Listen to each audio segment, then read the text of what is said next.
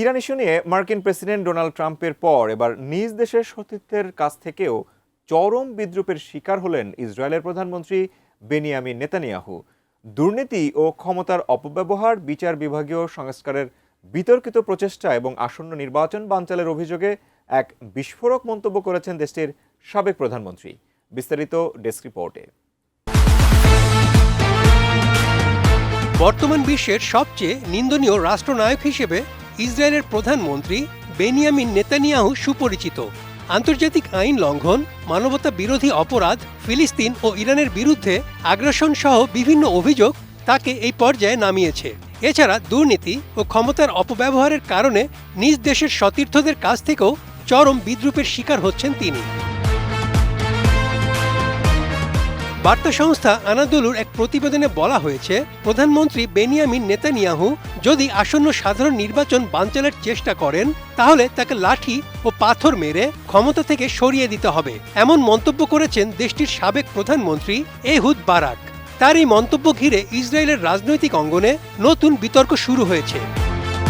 Quality সম্পন্ন আন্তর্জাতিক মানের still bar CSRM, committed for better still. 1999 থেকে 2001 সাল পর্যন্ত ইসরায়েলের প্রধানমন্ত্রী হিসেবে দায়িত্ব পালন করা বারাক বলেন, তার আশঙ্কা নেতানিয়াহু নির্বাচন বানচালের চেষ্টা করতে পারেন এবং তিনি খুব সহজেই তা করতে পারবেন। যদি তিনি এমন চেষ্টা করেন তাহলে তাকে লাঠি ও পাথর দিয়ে মেরে সরিয়ে দেওয়া ছাড়া তাদের আর কোনো উপায় থাকবে না।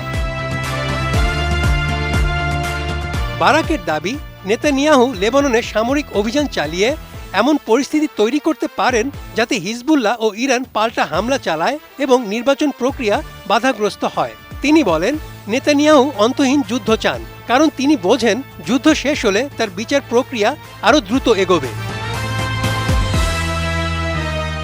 এহুদ বারাক যুক্তরাষ্ট্র ও ইরানের মধ্যে গড়ে ওঠা সমঝোতা স্মারক নিয়েও সমালোচনা করেন। তিনি বলেন, এটি এক কথায় খারাপ, দুই কথায় এই চুক্তি খুবই খারাপ। তার মতে, নেতানিয়াহুর অধ্যত্ব ও দূরদর্শিতার অভাবের মূল্য এখন ইসরায়েলকে দিতে হচ্ছে। বারাকের দাবি, ইরানের বিরুদ্ধে যুদ্ধের কোনো লক্ষ্যই অর্জিত হয়নি। ইসরায়েলের পার্লামেন্ট নেসেটের মেয়াদ চলতি বছরের অক্টোবরে শেষ হবে। সেই অনুযায়ী দেশটিতে আগামী নির্বাচন সেপ্টেম্বর বা অক্টোবর মাসে হওয়ার কথা রয়েছে। মূলত দুর্নীতি ও ক্ষমতার অপব্যবহারের অভিযোগে চলমান বিচার প্রক্রিয়া থেকে নিজেকে রক্ষা করতেই নির্বাচন বানচালের পায়তারা করছেন নেতানিয়াহু, এমনটাই ধারণা বিশ্লেষকদের। Desk report, ATN news.